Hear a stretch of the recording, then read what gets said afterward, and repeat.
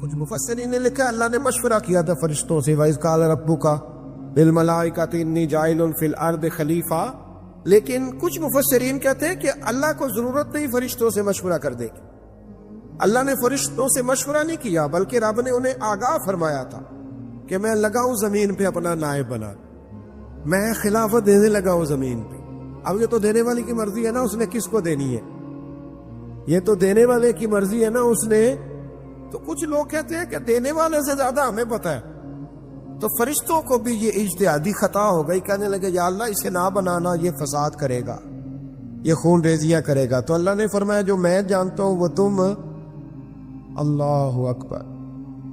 امام راضی فرماتے جب رمضان آتا ہے تو اللہ فرشتوں سے کہتا ہے ذرا یہ کھول کے دروازے دیکھو نا یہ زمین پہ کیا کر رہے ہیں، تم تو کہتے تھے فساد کریں گے اور یہ سارے تراویح بڑھ رہے، تم تو گویا کہتے تھے فساد کریں گے اور یہ تو دیکھو گویا رمضان کے روزے رکھ رہے، یہ تو میری یاد میں نکلے ہوئے، تم کچھ کہتے تھے اور دیکھو میں نے تمہیں کہا تھا نا جو میں جانتا ہوں وہ تم۔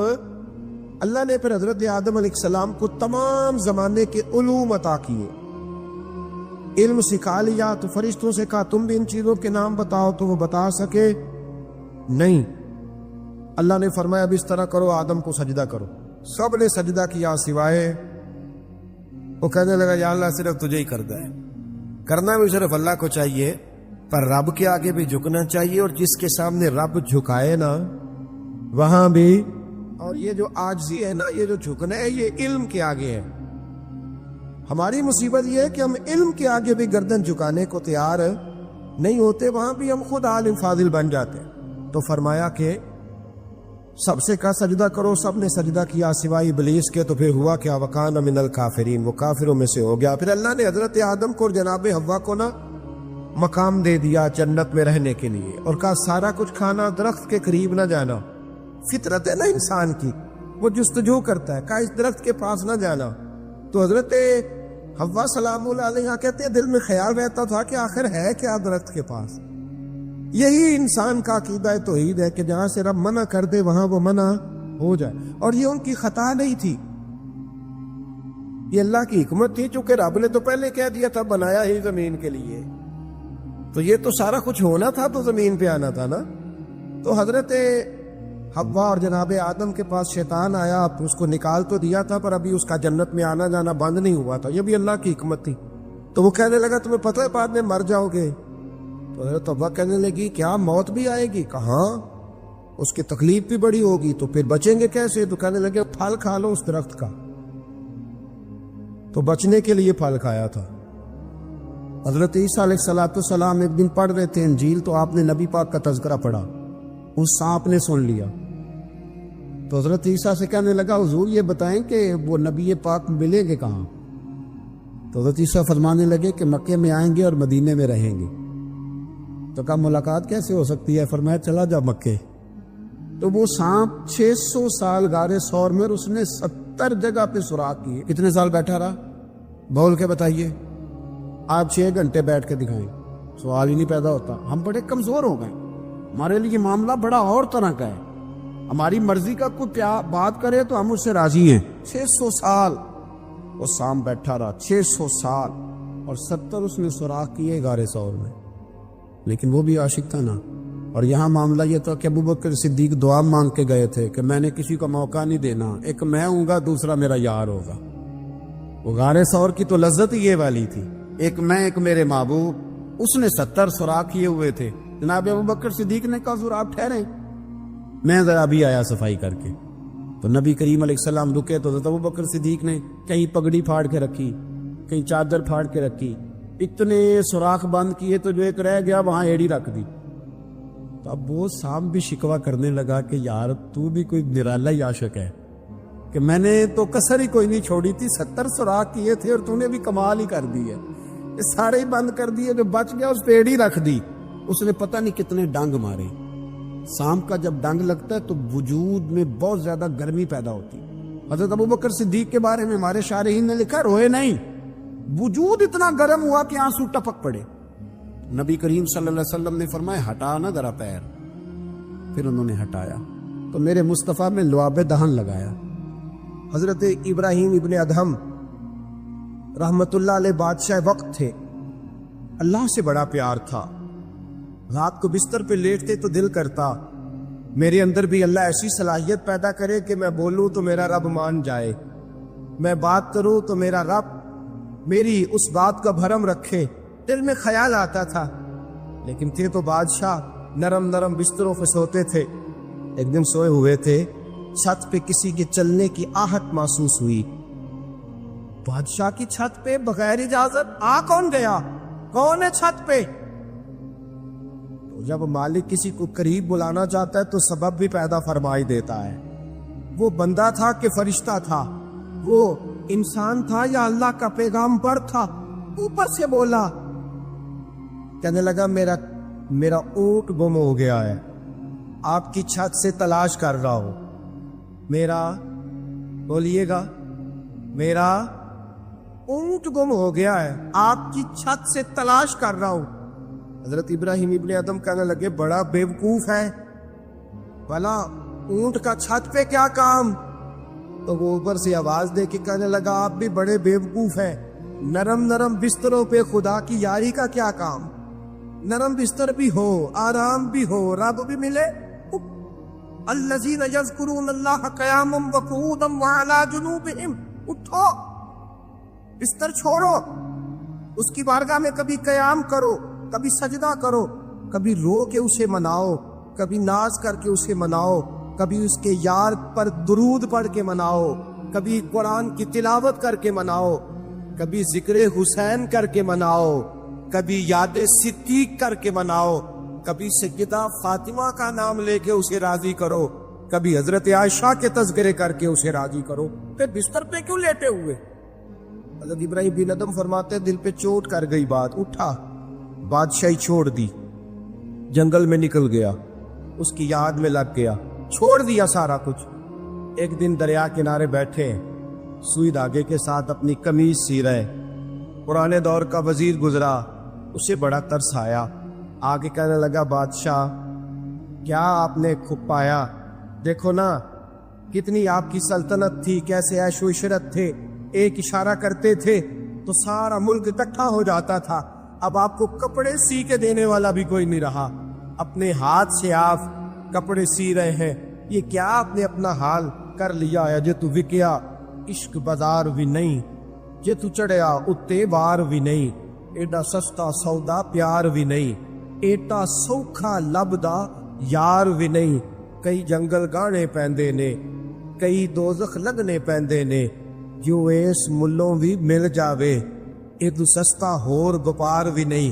کچھ سمجھ نہیں آندی لوکاں نو اوکا دے نال شہید کرے، ڈٹھی یار دے ہاتھ تلوار بھی نہیں، پر او دا خالی جاندا وار بھی نہیں. مانے لگے وہ کیسی بادشاہت تھی اور یہ آپ کو کپڑے سی کے دینے والا بھی کوئی نہیں. اللہ کے بندے زیادہ باتیں نہیں کرتے، کام زیادہ کرتے ہیں. وہ پاسوں میں نہیں الجھتے، وہ عمل کی دنیا میں آگے نکلتے ہیں.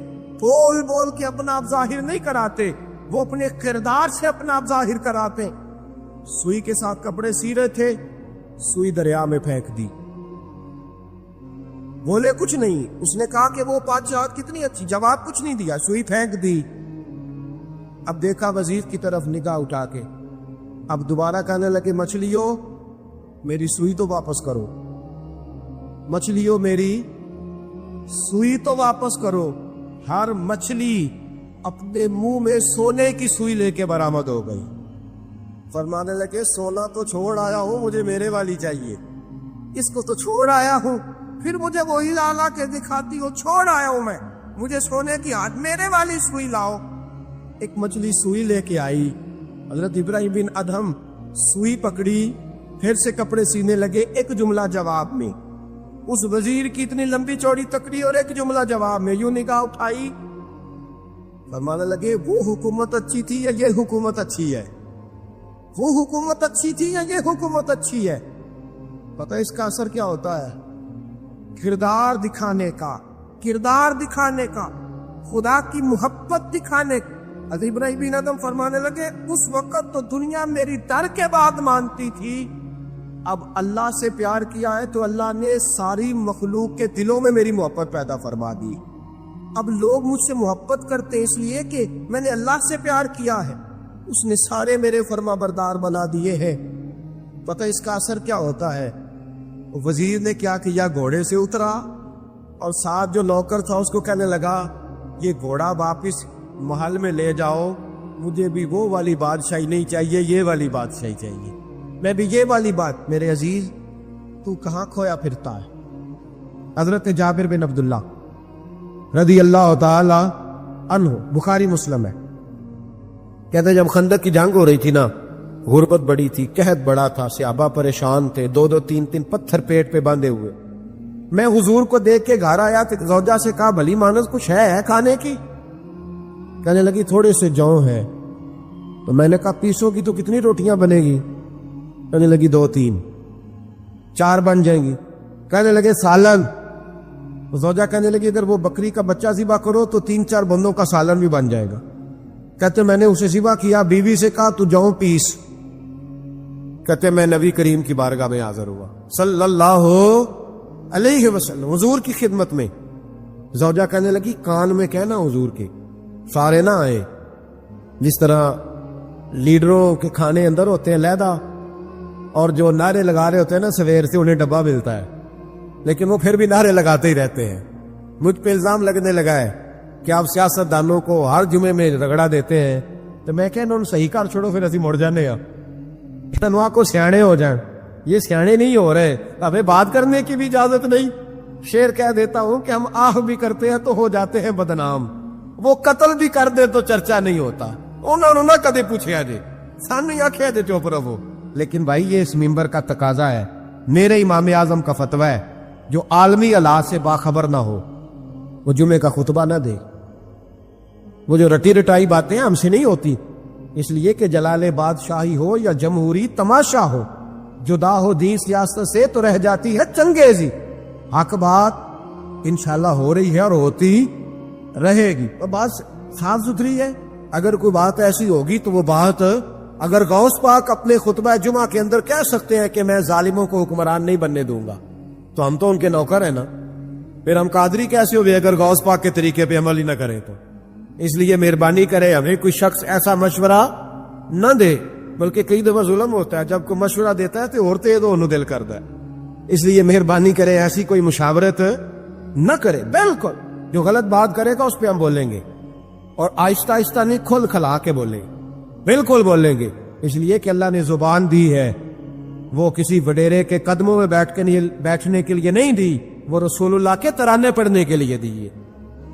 ترانے پڑھنے، اگر حضرت بلال رسیوں میں بند ہو کے اور ابو لہب اور عتبہ اتیبہ اور عبداللہ بن جدان اور امیہ بن خلف جیسے لوگوں کے بیچ کھڑے ہو کے کہہ سکتے ہیں نہیں بات جو سچی ہے وہ کی جائے گی، تو ہم ممبر رسول پہ بیٹھ کے نہیں کہہ سکتے؟ اپنے بھی خفا مجھ سے ہے، بیگانے بھی ناخوش، میں زہر حلال کو کبھی کہہ نہ سکا کن، میں کہتا ہوں وہی بات سمجھتا ہوں جسے حق نے ابلا مسجد ہوں میں توحید کا فرزند۔ اس لیے کوئی شخص یہ نہ سمجھے، ہاں یہ بات علیحدہ ہے کہ ہمارا سیاسی ایجنڈا کوئی نہیں، ہمارا ایجنڈا رسول اللہ کی نوکری ہے صلی اللہ علیہ، سیاسی ایجنڈا کوئی نہیں۔ اللہ کے وقت کی محبت تو سیاست کا چلن چھوڑ دیا، ہم اگر عشق نہ کرتے تو حکومت کرتے، وہ بات علیحدہ ہے۔ بہرحال عام دام پر سر مطلب، حضرت جابر ابن عبداللہ رضی اللہ تعالیٰ عنہ کہتے ہیں زوجہ نے کہا کان میں کیا نام، میں نے کان میں جا کے کہا حضور 2 4 بندوں کی روٹی ہے، آ جائیں کھانا کھا لیں۔ وہ والا رنگ نہیں تھا نا کہ لیڈروں کا کھانا اور کارکنوں کا کھانا چلو اور گل کر لینے، پیران دی یخنی تے روٹیاں پہ ہو کے کہندے حضرت جی بیمار نے تے مرید لنگر کھانے دے شفا ہے، تے میں کہا تم ہی کھا مار تینوں بھی شفا ہو جائے گی، تو اپنے لیے اتنے چوری پکائی اندر۔ یہ رنگ وہاں نہیں تھا۔ میرے نبی پاک سید عالم صلی اللہ تعالی علیہ وسلم کے کان میں کہا حضور 4 5 بندوں کی روٹی ہے۔ حضور باہر نکلے خندق سے، باہر نکل کے فرمایا چلو بھائی سارے، جابر نے کھانا پکایا ہمارا۔ حضرت جابر کہتے میں نے دوڑ لگائی، گھر آ گیا اور میں نے کہا تجھے تیری مار ہوئے، حضور تو 1000 سے زیادہ بندہ لے کے آ رہے۔ تو کہتی تو نے کہا نہیں تھا نبی پاک سے 4 5 بندوں کا ہے۔ حضرت جابر کی زوجہ کا عقیدہ سنو، کہنے لگے میں نے تو کان میں کہا تھا، دوسرے نے سنا بھی نہیں، وہ تو حضور نے کہا سارے چلو۔ تو کہتے زوجہ مجھے تسلی دینے لگی، کہنے لگی بس پھر جو نبی آ رہے ہیں وہ انتظام بھی کرائیں گے، جو آ رہے ہیں وہ انتظام بھی کرائیں گے۔ کیا کام مولانا حسن رضا نے قلم توڑ دیے، کہنے لگے آج جو عیب کسی پر نہیں کھلنے دیتے، آج جو عیب کسی پر نہیں کھلنے دیتے، ارے کب وہ چاہیں گے میری حشر میں رسوائی ہو، دل میں ہو یاد تیری کوچائے تنہائی ہو، پھر تو خلوت میں عجب انجمن آرائی ہو۔ کہتے حضور آئے 1000 سے زیادہ کا لشکر لے کے، اور مجھے فرمانے لگے روٹیاں نہ پکانا، پہلے آٹا میرے پاس لاؤ، اور چولہے سے کھانا نہ اتارنا، مجھے لے جاؤ۔ کہتے میں نے سالن بھی پیش کیا، روٹیاں بھی۔ حضور نے تھوڑا سا لواب دہن آٹے میں ڈال دیا، لواب دہن، تھوڑا سا لواب دہن ہنڈیا میں ڈال دیا، فرمایا اب نکالتے جاؤ اور کھاتے جاؤ، میرا جوتا ہو گیا، اب نکالتے جاؤ۔ حضرت جابر ابن عبداللہ کہتے ہیں 1400 بندے نے کھایا، ہمیں نہیں پتا روٹیاں کدھر سے آئی، اتنی برکت ہوئی پتہ نہیں کدھر سے آئی، سالن پتہ نہیں کدھر سے آیا۔ کہتے ہیں سارے سیر ہو کے کھا لیا تو فرمایا چلو بھی جاؤ جا کے کام کرو، مجھے فرمانے لگے اب تو بھی کھا، آ جا بچے بھی بلا۔ کہتے سب نے کھایا، حضور اٹھ کے جانے لگے تو فرمایا ذرا روٹیاں دیکھ، پہلے زیادہ تھی کہ اب زیادہ ہے، ذرا دیکھنا سالن پہلے زیادہ تھا کہ اب زیادہ ہے۔ تو میں نے کہا نہیں حضور پہلے سے زیادہ ہے، میرے محبوب کے تبرک میں اتنی برکت ہے۔ تو حضور کے وجود سے جو چیز لگ جائے تو اسے قیمتی نہیں سمجھتا؟ کہاں بیٹھ کے دین پڑھا ہے؟ یا ہمیں سمجھا لے یا پھر ہم تجھے سمجھائیں، صحیح تینوں سمجھائیے تو صحیح کر کے سمجھائیے۔ ان لوگوں کو گمراہ کرتے ہو، اتنا غلط نظریہ، اس قدر غلط سو۔ میں نا غار ثور پہ چڑھنے لگا تو مجھے وہاں ایک نیچے صاحب مل گئے، کہنے لگے کی لین چلے ہو؟ میں کہ تینوں اسی اتھوں میں نہیں پوچھ کے آیا جدو کرو آئے ہیں، اتھوں میں نہیں تینوں پوچھنا بے لیا، تو غلط فہمی دا شکار ہے۔ کہنے لگا وہ تو حضور تو کام سے گئے تھے، آپ کو کیا کام ہے؟ میں کہ ایسے لئے ٹائم نہیں تیرے نہ گل کرن دا، اس وجہ سے کہ سانو تے غار ثور پہ یاد آؤں دی ہے۔ وہ واپس آ گئے، عام آدمی تھا، خیر وہ کہیں سے آیا ہوا تھا، اردو بولتا تھا۔ تو میں ایک عمرہ کرنے کے لیے جارانہ سے واپس آیا تو طواف ہم کر رہے تھے، وہ بھی مجھے نظر آ گیا دوڑتا ہوا، میں انہوں آواز مار لی، میں کیا حضرت حاجرہ تے پانیاں سے دوڑیا سن تے تو کا تو چھالا ماری پھر دے او بیائی کولر تے جا بھی رام کر جا کے، کہندے نہیں انہاں دی ادا تے ادا کرنی ہے۔ تو میں کہ اگر تو حضرت حاجرہ دی ادا کرنی تے اسی حضرت ابوبکر صدیق دی ادا کرنی۔ عجیب آدمی ہے بھائی تو، عجیب بات ہے، لوگوں کا فلسفہ اپنا اپنا، اور پھر پکڑے ہم کہ اس بندے کو جو جواب نہ دے سکے۔ ایسا نہ کرو، یہ زیادتی ہے، امت کو اکٹھا کرو، اتفاق۔ یہ مجھ سے سوال کئی جمعے سے ہو رہا تھا، میں اصل میں نا ان موضوعات کو چھیڑتا نہیں، میری طبیعت اور ہے، لیکن کوئی بندہ یہ نہ سمجھے کہ ہمیں جواب نہیں آتا۔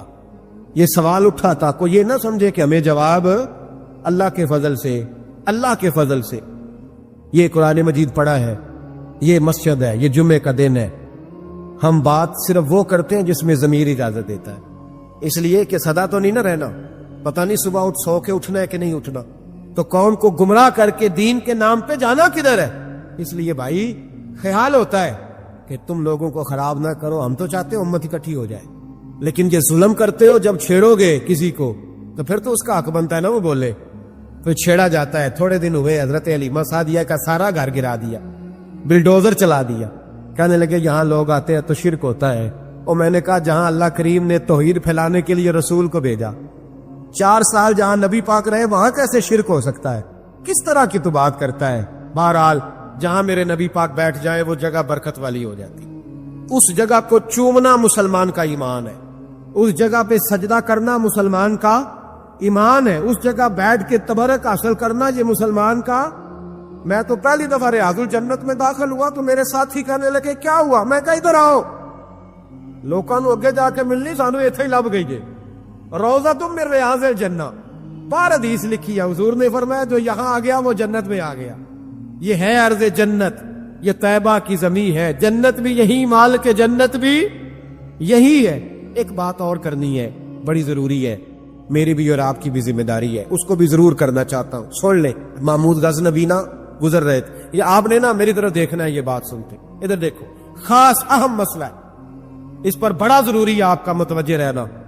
محمود غزنوی کہتے ہیں میرے دل میں خیال آیا کرتا تھا ہمیشہ کہ میں واقعی سبکتگین بادشاہ کا بیٹا ہوں یا معاذ اللہ میرا باپ کوئی اور ہے، اور ایک خیال مجھے آتا تھا کہ قیامت واقعی قائم ہوگی، شک رہتا، اور تیسرا میرے دل میں خیال آتا تھا کہ یہ مولوی بیچارے کمزور سے ہوتے ہیں، تو حدیث پاک میں آتا ہے کہ علماء نبیوں کے وارث ہیں. تو یہ واقعہ یہ حدیث سچی ہے یا مولویوں نے اپنی شان کے لیے بنا لی ہے؟ کتنے شک تھے 3، میں کہتا نہیں تھا کسی سے، پر دل میں رہتے تھے. ایک دن میں ہندوستان کی ایک گلی سے گزر رہا تھا، تو دین کا ایک طالب علم نے ایک کونے میں بیٹھ کے تھڑے پہ پھٹے پہ بیٹھ کے نا سبق یاد کر رہا تھا. اسے جب سبق بھول جاتا نا، تو ایک ہندو کھتری کی دکان تھی، اس کے اندر چراغ جل رہا تھا اور ایک چھوٹا سا روشن دان تھا، اینٹ نکلی ہوئی تھی، وہاں سے نا ایک کرن باہر آ رہی تھی روشنی کی.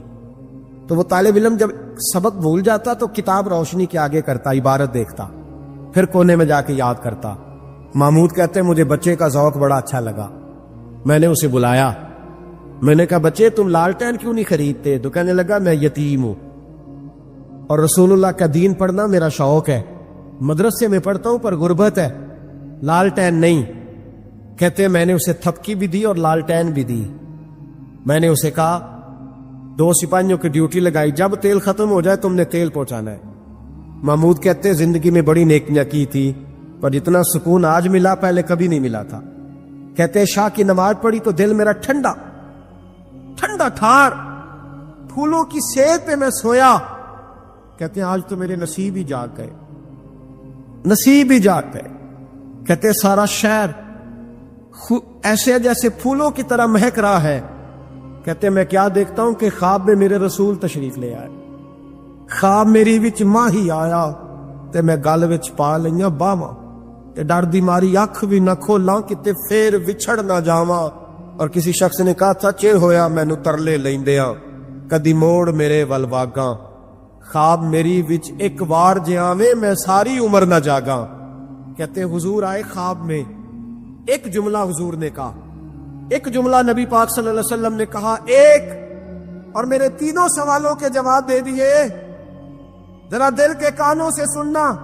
کہتے محبوب فرمانے لگے او سبکتگین کے بیٹے، تو نے آج میرے ایک وارث کی خدمت کی ہے، میں قیامت کے دن تیری سفارش کروں گا. کہتے مجھے سمجھ آ گئی کہ میں سبکتگین کا بیٹا ہوں، مجھے سمجھ آ گئی کہ قیامت قائم ہوگی، مجھے سمجھ آ گئی کہ علماء نبیوں کے وارث ہیں. ایک بزرگ کی بات لکھی جو تابعی ہے، وہ فرماتے ہیں کہ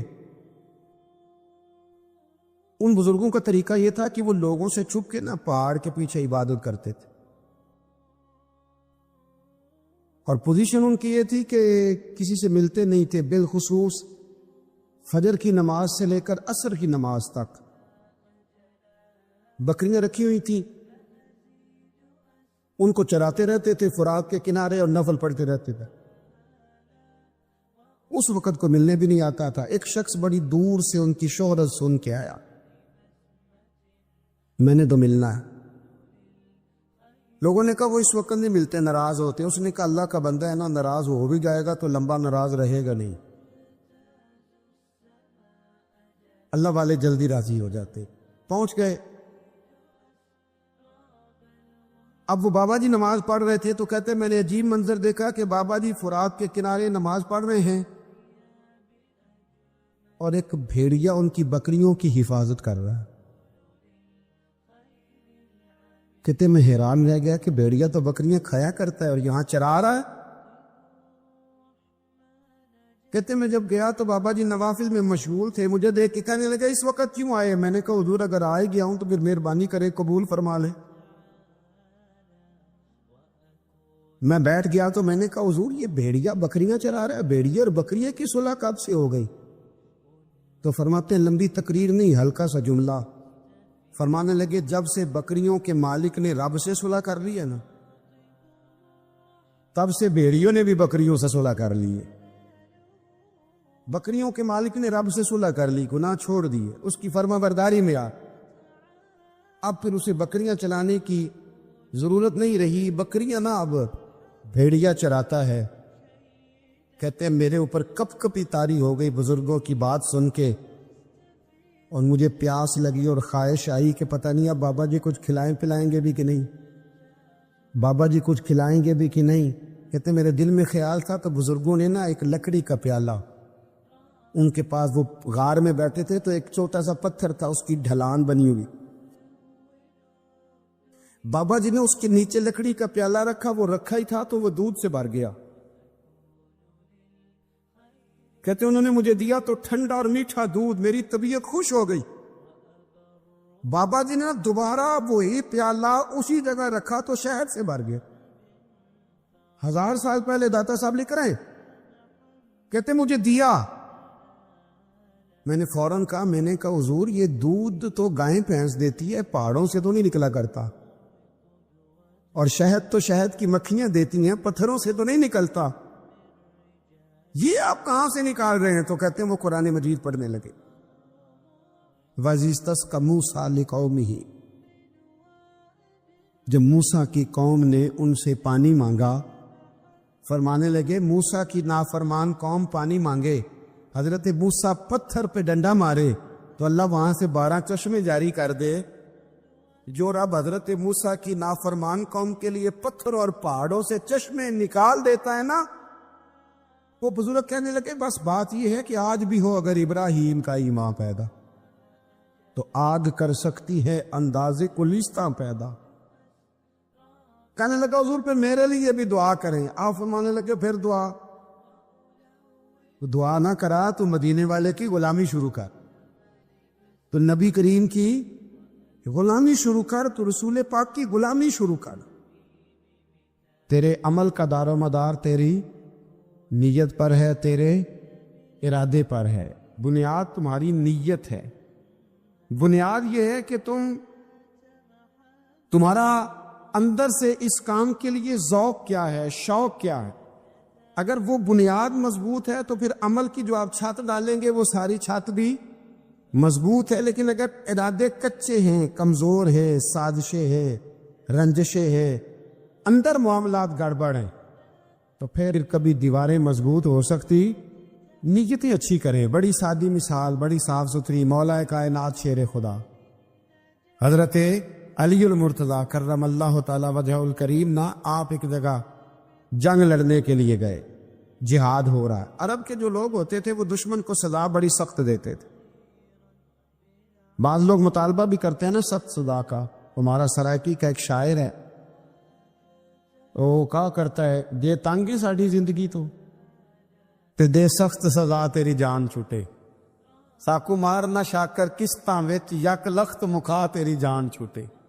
عرب کے لوگ نا سخت سزا دیتے تھے، سخت. وہ اذیت دیتے، کبھی انگلی کاٹ دیتے، کبھی ہاتھ کاٹ دیتے. مختار سقفی نے جب امام علی مقام رضی اللہ تعالیٰ عنہ کے قاتلوں کو قتل کیا تو زیادہ تر کی گردنیں نہیں کاٹی تھی، بلکہ اس نے ہاتھ پیر کاٹ کے لوگوں کو جنگلوں میں پھینک دیا تھا. تڑپ تڑپ کے لوگ مر گئے. اسلام اس اذیت کا قائل ہے. اہل عرب اذیت دیتے تھے، بلکہ دشمن جب نڈھال ہو کے گر جاتا تھا نا تو اس پر گھوڑے دوڑا دیتے تھے. گھوڑے دوڑ جاتے تھے اس پر، لاشیں مسک کر دیتے، ناک کان آنکھیں نکال ڈالتے تھے، ٹکڑے کرتے تھے وجود کے، اذیت دیتے تھے. تو جب کوئی آدمی کسی کے نرگے میں آ جاتا تھا نا، قابو میں آتا تھا، تو اس کی خواہش ہوتی تھی کہ میں مارنے والے کو غصہ دلاؤں تاکہ مجھے جلدی مار دے، اذیت نہ دے، تکلیف نہ دے، مجھے جلدی مار ڈالے، جلدی قتل کر ڈالے. یہ ان کا مزاج ہوتا تھا، رویہ ہوتا تھا. حضرت مولا علی شیر خدا کرم اللہ تعالی وجہ الکریم دشمن پر غالب آ گئے. جب غالب ہوئے تو اس نے معاذ اللہ حضرت علی پر تھوک دیا. کافر تھا، اس کا ارادہ یہ تھا کہ میں حضرت علی کو غصہ دلاتا ہوں تاکہ یہ مجھے جلدی مار دے. لیکن اسے نہیں پتا تھا یہ علی ہے. اسے نہیں خبر تھی کہ یہ جو خمیر ہے نا، ان کی تربیت مدینے والے محبوب نے فرمائی ہے. یہاں جو چمک دمک ہے اس کا رنگ ساری دنیا سے نرالا ہے، انوکھا ہے، شاندار ہے، وزادار ہے، کمال ہے. کہا حضرت علی پر معاذ اللہ میں یہ کام کرتا ہوں تاکہ وہ جلدی قتل کر دیں گے. لیکن جب اس نے مولا علی کی طرف یہ نازیبا حرکت کی تو حضرت علی نہ تلوار چھوڑ کے پیچھے ہٹ گئے. توجہ کرنا، رزلٹ دیکھنا. مولا علی پیچھے ہٹ گئے اور فرمانے لگے جا تو آزاد ہے. وہ کہنے لگا میں آزاد ہوں، کس طرح، کیسے؟ تو حضرت علی فرمانے لگے میرا تیرا ذاتی جھگڑا تو کوئی نہیں نا، نہ تو نے میری زمین پہ قبضہ کیا، نہ میرا مال لوٹا، نہ میری عزت پر ہاتھ ڈالا، میرا تیرا جھگڑا اللہ کی رضا کے لیے، خالص اس لیے کہ تو اللہ کی نافرمانی کر رہا، خالصتاً اس لیے تیرا اور میرا یہ جھگڑا ہے۔ باقی جہاں تک تعلق اس بات کا ہے کہ اب تو نے میری ذات شامل کر دی، اب تو نے مجھے تکلیف دے دی، اب تو نے مجھے اذیت میں مبتلا کر دیا، تو حضرت مولا علی شیر خدا فرمانے لگے اب ذات آ گئی ہے میری بیچ میں، اب میری ذات بیچ میں آ گئی ہے، اب اگر میں تجھے قتل کروں گا تو لگے گا میں نے اپنے ذاتی غصے میں قتل کیا، لہٰذا اب معاملہ یہ ہے کہ میں تجھے آزاد کرتا ہوں، اب تو چھٹی کر سکتا ہے، جا سکتا ہے، دوبارہ کبھی میرے ہاتھ آئے گی تو دیکھی جائے گی۔ مولا کائنات نے اسے چھوڑ دیا، لیکن وہ حضرت علی کا غلام بن گیا، وہ غلام بن گیا۔ کہنے لگا علی اب سمجھ آئی ہے کہ دین کتنا شاندار ہے، دین کتنا اعلیٰ ہے، دین کی قدریں کتنی پاکیزہ اور کتنی حسین ہے اور کتنا منور ہے محبوب کریم کا دین، آپ مجھے کلمہ ہی پڑھا دیں۔ گویا جو بندہ تلوار سے فتح نہ ہو سکا وہ مولا علی کے خلوص سے فتح ہو گیا، حضرت علی کے خلوص سے، للہیت سے، اللہ کے ساتھ جو ان کا رشتہ تھا اس رشتے کی برکت سے وہ آدمی فتح ہو گیا۔ میرے بھائی ہمارے معاملات کے اندر للہیت ختم ہوتی جا رہی ہے، خلوص نہیں رہا، کرامتیں ہیں، کہانیاں ہیں، داستانیں ہیں، الزامات ہیں، جھوٹ ہے، فریب ہے، فراڈ ہے، بڑا کچھ ہے۔ اگر نہیں ہے تو خلوص نہیں ہے، اگر نہیں ہے تو ہمارا اللہ اور اس کے رسول کے ساتھ رضا والا معاملہ نہیں ہے۔ کسی چیز کو اس کی حقیقت کی بجائے ہم تصورات کی دنیا میں جا کے، خیالات، توہمات اور افواہوں کی دنیا میں جا کے اس کو قبول کرتے ہیں۔ یاد رکھو جن لوگوں کی زندگیاں اللہ کی رضا کے لیے تھیں وہ لوگ بڑے اچھے تھے، بڑے خوش بخت تھے، بڑے خوش نصیب تھے، انہیں بدر کے میدان میں گردنیں کٹانے میں بھی بڑا ہی مزہ آیا تھا انہیں۔ آپ دیکھیں نا احد کے میدان میں جانے دینے میں بھی انہیں بڑا مزہ آیا۔ جب آدمی میں خلوص ہوتا ہے تو اس کے لیے جان قربان کرنا بھی آسان ہو جاتا ہے، لیکن جب خلوص نہیں ہوتا پھر گفتگو ہوتی ہے، پھر باتیں ہوتی ہیں، پھر داستانیں ہوتی ہیں، پھر کہانیاں ہوتی ہیں، پھر لب و لہجہ ہوتا ہے، پھر منصوبہ سازی ہوتی ہے، پھر ہیلے بہانے، پھر سورے کبرے جوڑ کے لوگ کہانیاں اور داستانیں بناتے ہیں۔ خلوص اور للہیت کے ساتھ اللہ کی بارگاہ میں جھکے، عبادتوں کا، ریاضتوں کا، تلاوتوں کا جتنا اللہ ہمیں موقع دیتا ہے اس میں خلوص شامل کرنے کی کوشش کریں، للہیت شامل کرنے کی کوشش کریں، اللہ کی رضا شامل کرنے کی کوشش کریں۔ میرے نبی رحمت صلی اللہ تعالی علیہ وسلم نا حضرت معاذ ابن جبل کو جب یمن کے لیے روانہ کرنے لگے تو رسول پاک علیہ السلام نے بڑی نصیحتیں فرمائیں۔ ان نصیحتوں میں درد بڑا تھا، کیوں؟ اس لیے کہ حضور نے انہیں بتلایا تھا کہ جب تم واپس آؤ گے تو میری تمہاری ملاقات نہیں ہوگی، تم میری قبر سے گزرو گے، اکھاں جدوں میٹیاں زمانہ مینوں روے گا، اپنا تے اپنا بیگانہ مینوں روے گا، جدوں نہ میں دسیا میں خاراں نوں میں خانے وچ، جام ٹوٹ جان گے تے میں خانہ مینوں روے گا، کئی لک لک رون گے تے کئی بک بک رون، گلیاں دا اجانا تے سیانا مینوں روے گا۔ اور کیا خوبصورت بات انہوں نے کہی تھی، مجھے بڑی پسند ہے، کہنے لگے بے قدراں کچھ قدر نہ جاتی، او کیتی خوب تسلی ہو، اے دنیا دار پجاری زرد کتیاں دے گل ٹلی ہو، بک بک روسن اکھیاں تکیو ویکھ حویلی کلی ہو، تے کوچ نصیر اساں جدوں کیتی پھر پہ جانی تھر تھلی ہو، کوچ نصیر اساں جدوں کیتی پھر پہ جانی پھر کمال ہو جائے گی، بعد مرن دے مکھڑا میرا ہو جاوے جے تازہ، پھر سمجھ لینا محبوب میرے نے آن پڑے ہے جنازہ۔ حضرت معاذ ابن جبل رضی اللہ تعالیٰ عنہ سے حضور نے فرمایا معاذ جب تم واپس گزرو گے نا تو میری قبر کے پاس سے گزرو گے، ملاقات نہیں ہو۔ تو وہ جو نصیحتیں تھی نا اس موقع پر جب آپ گویا کسی سے آخری ملاقات کر رہے ہوتے، ان نصیحتوں کے اندر جو حسن ہوتا ہے، کمال ہوتا ہے، وہ تو جاتے جاتے کی بات، لے سجنا سا توڑ نہیں پائی، کہ جان ہی دیتی راہ تیرے، وہ جو جاتے جاتے کی گفتگو ہوتی ہے، وہ جو انداز ہوتا ہے، بڑا کمال ہوتا ہے، اور اس کی گہرائی اور گہرائی کو وہ سمجھ سکتا ہے جس کو وہ لمحے میسر آتے، جو اس وقت اس مقام پہ کھڑا ہوتا ہے۔ حضرت معاذ ابن جبل رضی اللہ تعالیٰ عنہ تڑپ کے روئے، کہا حضور کیا فرما رہے ہیں؟ حضور کوئی خاص نصیحت؟ تو نبی پاک نے بڑا کچھ فرمایا، ایک جملہ حضور نے یہ کہا، معاذ عمل جتنا بھی کرنا خلوص کے ساتھ کرنا۔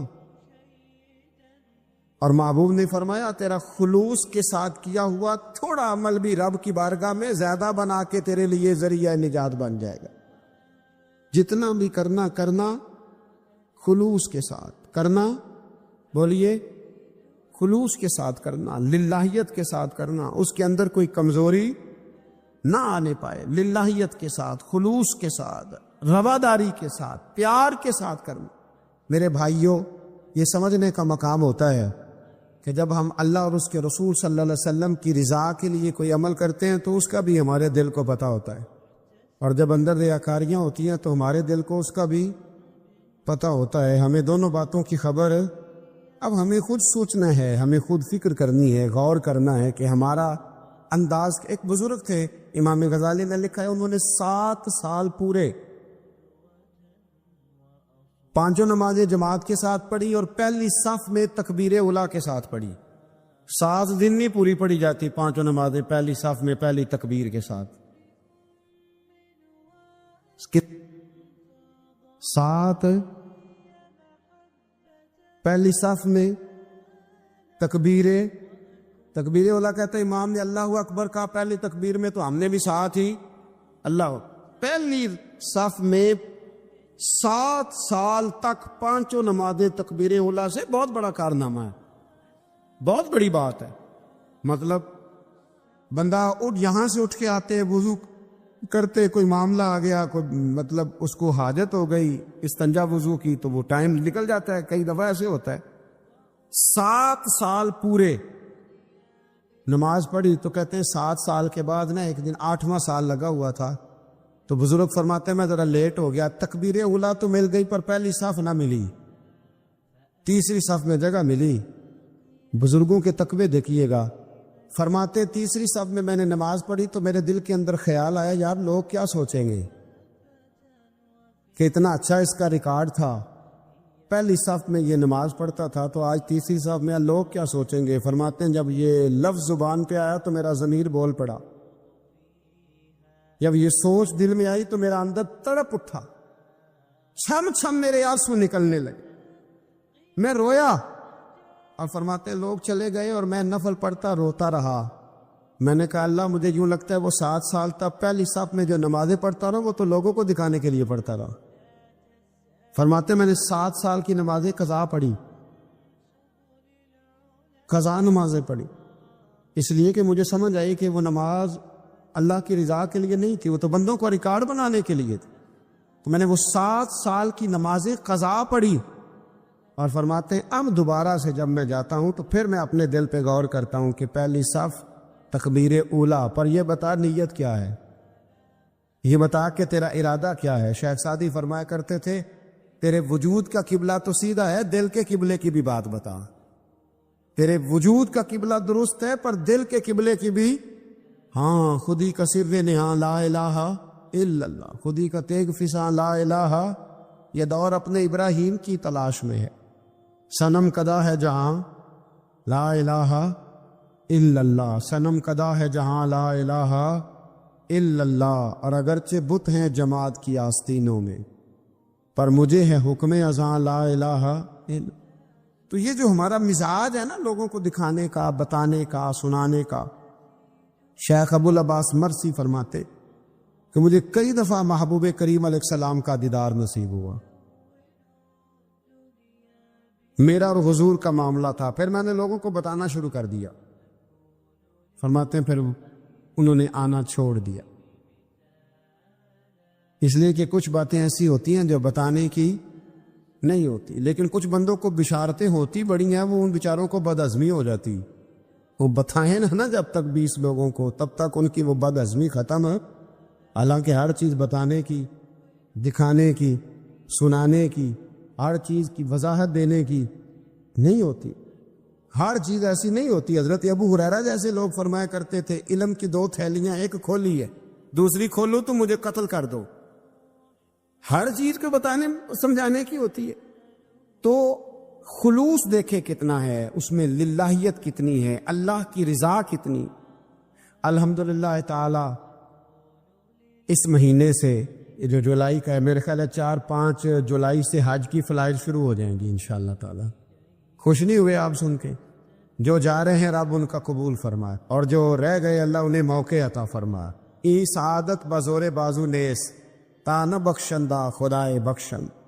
یہ سعادتیں بازو کی قوت سے نہیں ملتی، تبھی ملتی ہیں جب اللہ عطا کرتا ہے، جب رب اپنے فضل سے عطا کرتا ہے پھر یہ سعادتیں ملتی ہیں۔ لوگ حج کے لیے جا رہے ہیں، اور آپ کو پتہ ہے حج بھی آج کل ساتھ حج ہوتا ہے، ساتھ سیلفی ہوتی، آخر تک چلتا۔ ایک بزرگ کی حضرت ابو مرتعش ان کا نام تھا، وہ فرماتے میرا 4تھا-5واں حج تھا، نفلی حج کرنے کے لیے میں جا رہا تھا، تیاری میری مکمل ہو گئی تھی، 2-4 دنوں میں میری روانگی تھی، ارادہ میرا مضبوط تھا، معاملات سارے طے ہو گئے تھے، بس میں جانے کے قریب تھا۔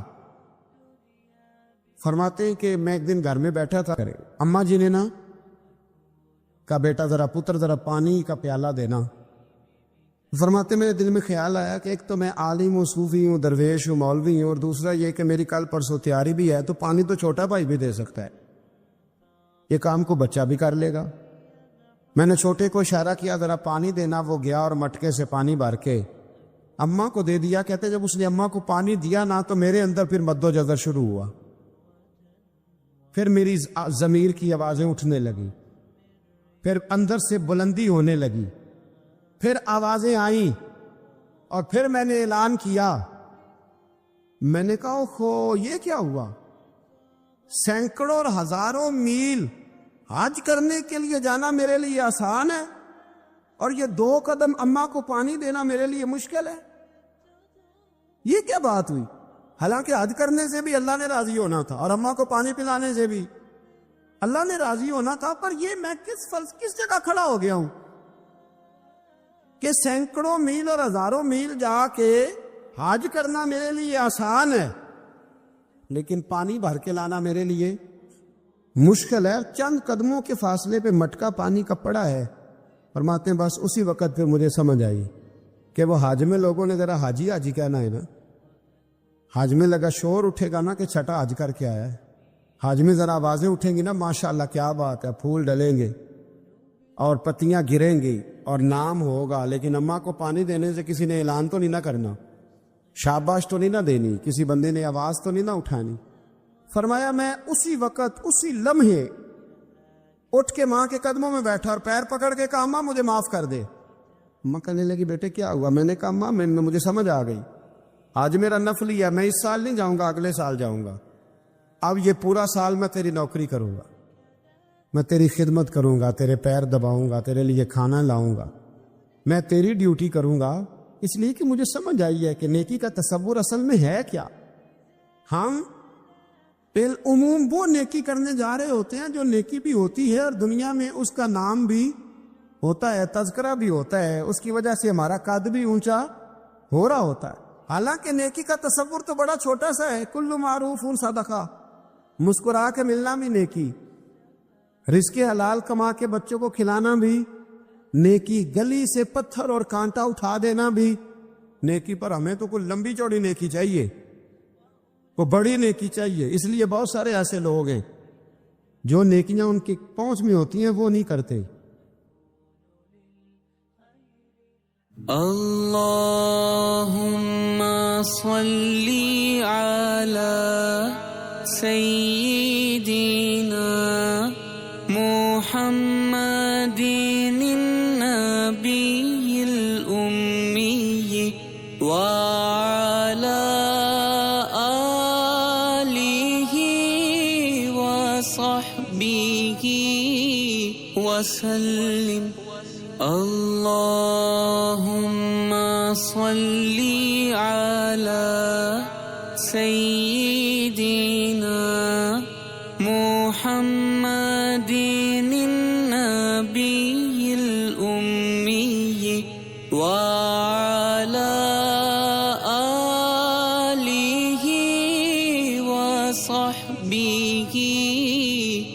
وسلم اللهم صل على سيدنا محمد النبي الأمي وعلى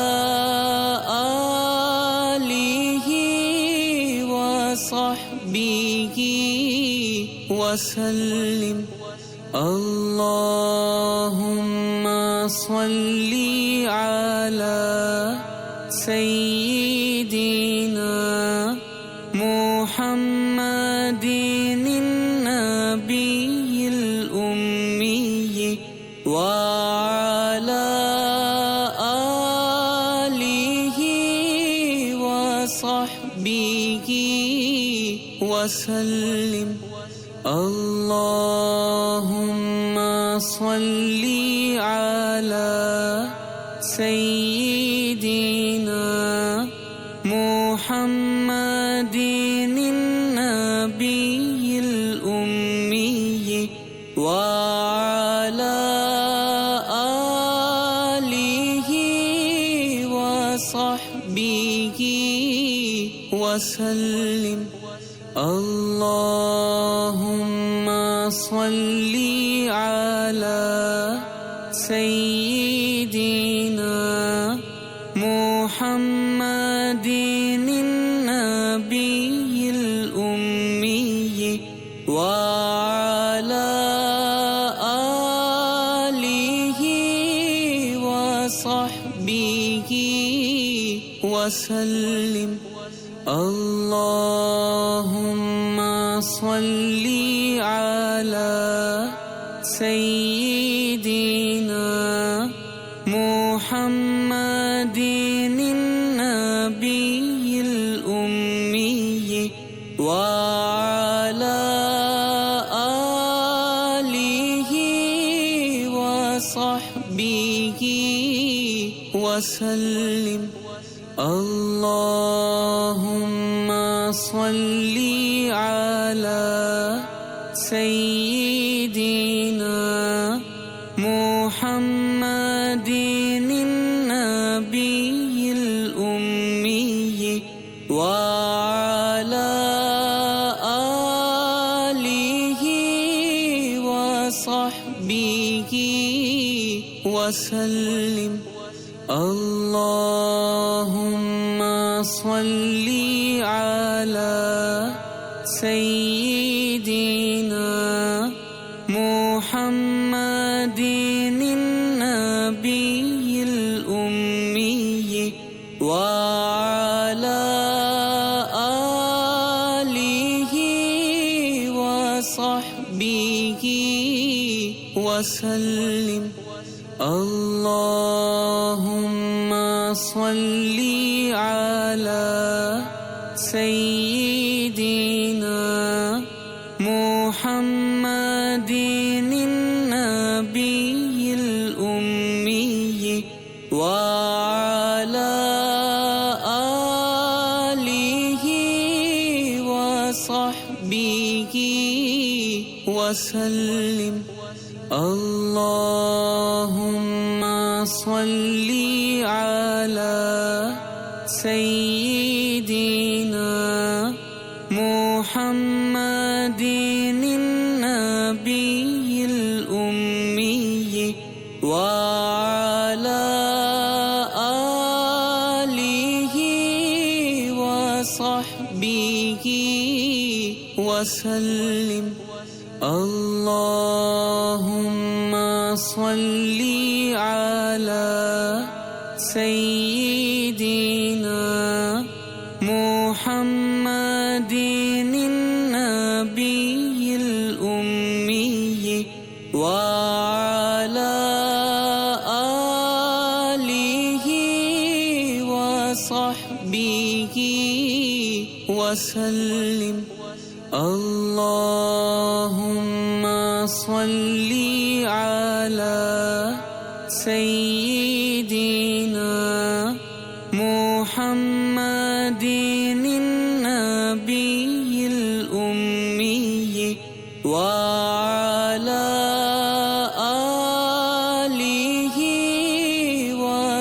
وصحبه وسلم اللهم صل على سيدنا محمد النبي الأمي وعلى آله وصحبه وسلم اللهم صل على سيدنا محمد النبي الأمي وعلى آله وصحبه وسلم اللهم صل على سيدنا محمد النبي الأمي وعلى